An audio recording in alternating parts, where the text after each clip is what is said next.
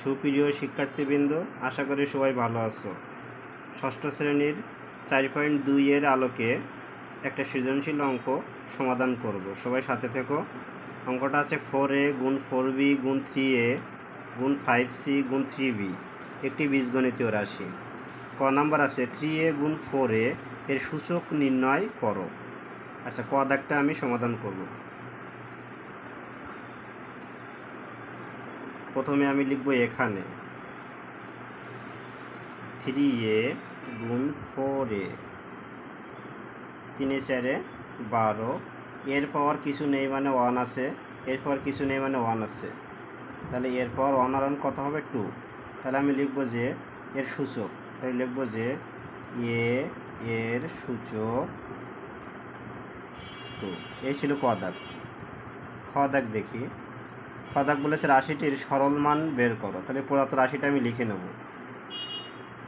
প্রদত্ত রাশি 4a গুণ 4b গুণ 3a গুণ 5c গুণ 3b। প্রথমে আমাদের যে কাজটা করতে হবে, সংখ্যাগুলোকে আমরা এক জায়গায় লিখব, চলকগুলোকে আলাদা করব। প্রথমে সংখ্যাগুলোকে এক জায়গায় লিখব। 4 গুণ 4 গুণ 3 গুণ 5 গুণ 3, 4 গুণ 4 গুণ 3 গুণ 5 গুণ 3।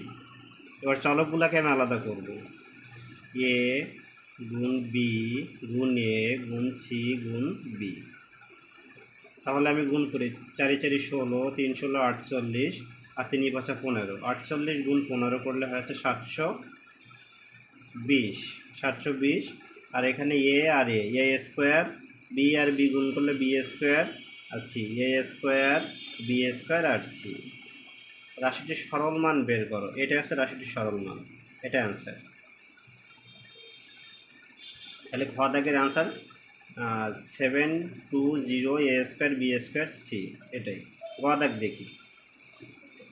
গ দাগ বলেছে খ হতে প্রাপ্ত ফলাফলে, মানে খ দাগের যে ফলাফলটা আমরা পেয়েছি, এই যে ফলাফলটা পেয়েছি, এই ফলাফলে এর মানটা 2 বসাইতে হবে, বির মানটা 3 বসাইতে হবে, সির মানটা 1 বসাইতে হবে, বসিয়ে মান নির্ণয় করতে হবে।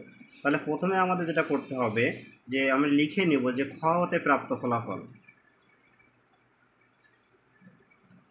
খ হতে প্রাপ্ত ফলাফল, খ হতে প্রাপ্ত ফলাফল কত পেয়েছি? ফলাফলটা 720 a square b square c। এখন আমার যে মানগুলো দেওয়া আছে, এর মানটা কত বসাইতে হবে? 2, বির মানটা 3, আর সির মানটা 1 বসাইতে হবে। দেখি আমরা 720 ইন্টু এর মানটায় বসাবো হচ্ছে 2 স্কোয়ার, বির মানটা বসাবো 3 স্কোয়ার, ইন্টু সির মানটা 1। এখানে সাইড নোট দিব যে মান বসিয়ে পাই, মান বসিয়ে পাই। তাহলে 720, 2 স্কোয়ার করলে 4, 3 স্কোয়ার করলে 9 ইন্টু 1।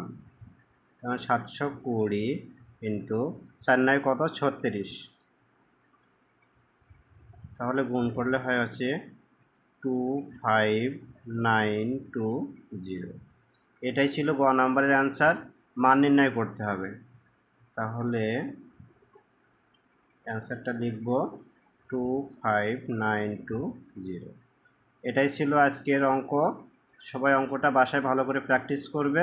সবাই ভালো থেকো, সুস্থ থেকো।